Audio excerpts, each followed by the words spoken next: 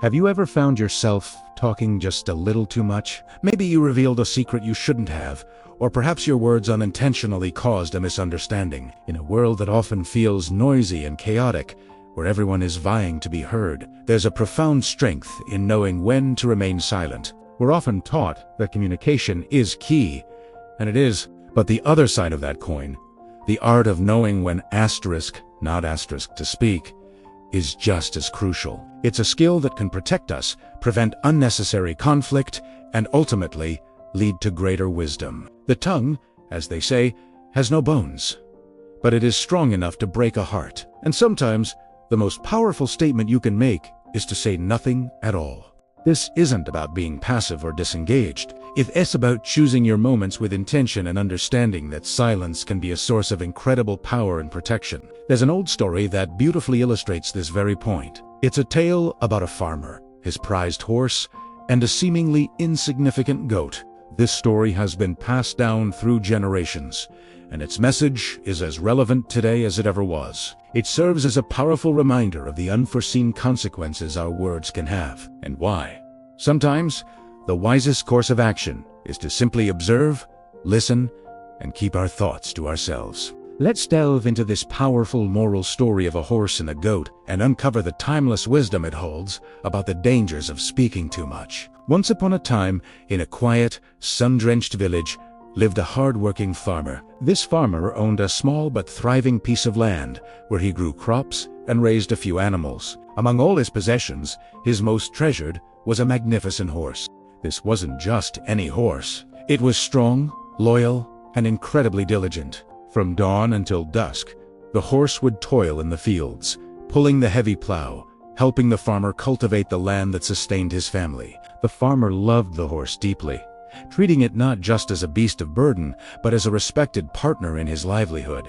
He made sure the horse was always well fed with the finest oats and had a clean, comfortable stable to rest in. In the stable next to the horse lived a goat. The goat had a much easier life. It spent its days lazily chewing on grass, basking in the sun, and observing the world from the comfort of its pen. It watched the horse leave early every morning and returned late every evening, covered in sweat and dirt, its muscles weary from a long day's labor.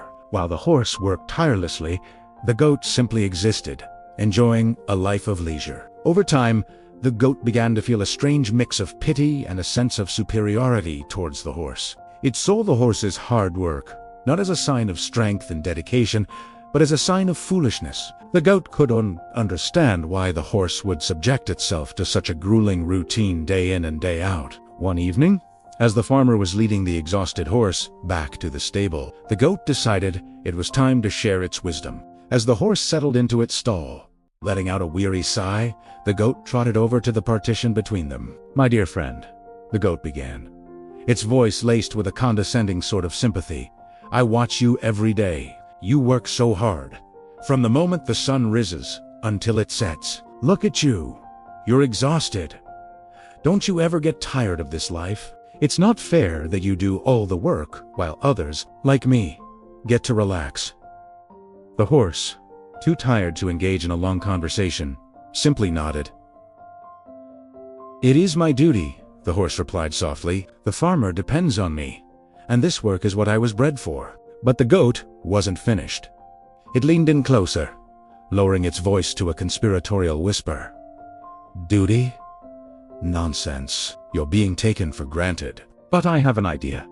A clever plan that will get you a day of rest. You deserve it, after all." The horse, though loyal, was undeniably tired.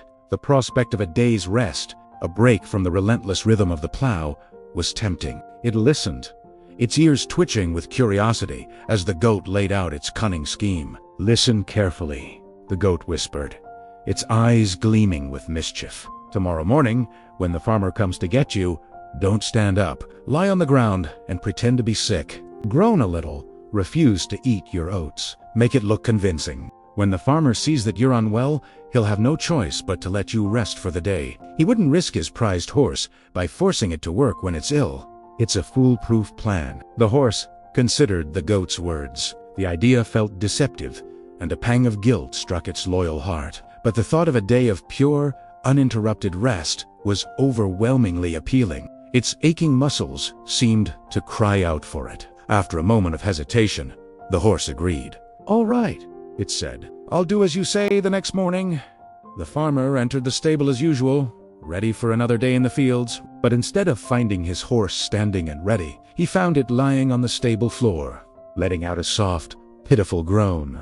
The horse refused its morning feed and didn't move when the farmer called its name. The farmer rushed to its side, his face etched with worry. He checked the horse's breathing, felt its forehead for a fever, and examined its legs. Seeing no obvious injury, he concluded the horse must have fallen ill. "Oh, you poor thing," the farmer said, patting the horse's neck gently. "You must rest today. I won't take you to the field. Just stay here and recover." The farmer, true to his word, left the horse in the stable and closed the door. The horse let out a quiet sigh of relief. The plan had worked perfectly. It closed its eyes, ready to enjoy a full day of blissful rest. From the next pen, the goat watched with a smug expression, proud of its clever advice. It had successfully helped its friend. The horse dozed for a while, enjoying the peace and quiet, but its rest was soon interrupted. The stable door creaked open, and the farmer reappeared. The horse expected him to be checking in, perhaps bringing a special treat. But the farmer wasn't looking at the horse. Instead, he walked straight over to the goat's pen. The farmer opened the gate, took the rope, and tied it around the goat's neck. The goat bleated in confusion. "What's happening? Where are we going?" it seemed to ask. The farmer turned and looked at the goat with a stern, practical expression. "Well," the farmer said, more to himself than to the animal, "the horse is sick today, but the plowing must be done. The crops won't wait. You'll have to do the work instead." Before the goat could fully process what was happening, the farmer led it out of the stable and towards the fields. He hitched the heavy plow, designed for the strength of a horse, to the small, bewildered goat. The day that followed was the hardest of the goat's life.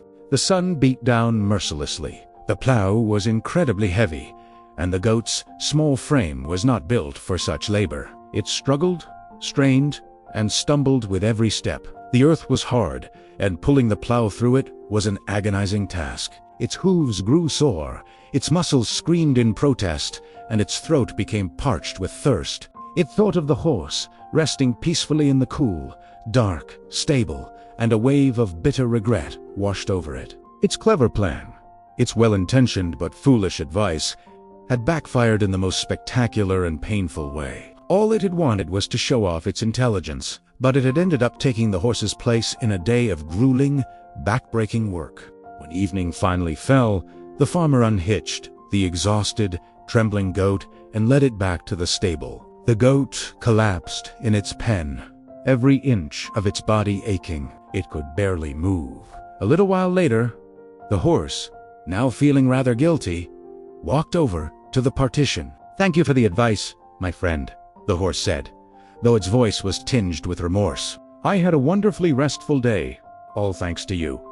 The goat, summoning the last of its strength, lifted its head. Its eyes, which had once been full of smug cleverness, were now filled with a deep and painful lesson. "Please," the goat whispered, its voice raspy and weak. "From now on, do me a favor, mind your own business, and never, ever offer me your advice again." This simple story carries a profound and timeless message. The goat's downfall was not its desire to help, but its inability to understand the full context of a situation before speaking. It saw the horse's labor, but failed to see the strength, purpose, and relationship that defined it. Its advice, born from a place of arrogance and a shallow understanding, ultimately brought suffering upon itself. How often do we act like the goat? We see a snapshot of someone's life, a difficult job, a challenging relationship, a personal struggle, and we are quick to offer our unsolicited advice. We devise clever plans based on our limited perspective, failing to recognize the complex realities and hidden consequences that we cannot see. We speak too much, eager to prove our own wisdom, but in doing so, we risk creating more problems than we solve, sometimes for others, and often for ourselves. The story teaches us the power of observation over intervention, the wisdom of silence over empty words. Before you speak, before you offer advice, before you pass judgment, take a moment to ask yourself, Do I truly understand the whole situation? Am I speaking from a place of genuine wisdom or a place of ego? What are the potential consequences of my words? Sometimes, the most helpful thing you can do for someone is not to offer a solution, but to simply listen, to be a quiet presence of support. True wisdom isn't about having all the answers. It's about knowing when you don't and having the grace and humility to remain silent. Let the story of the horse and the goat be a reminder. Manage your own affairs with diligence and let others manage theirs. For in the quiet space of minding our own business, we often find the greatest peace and avoid the unforeseen burdens that come from speaking too much.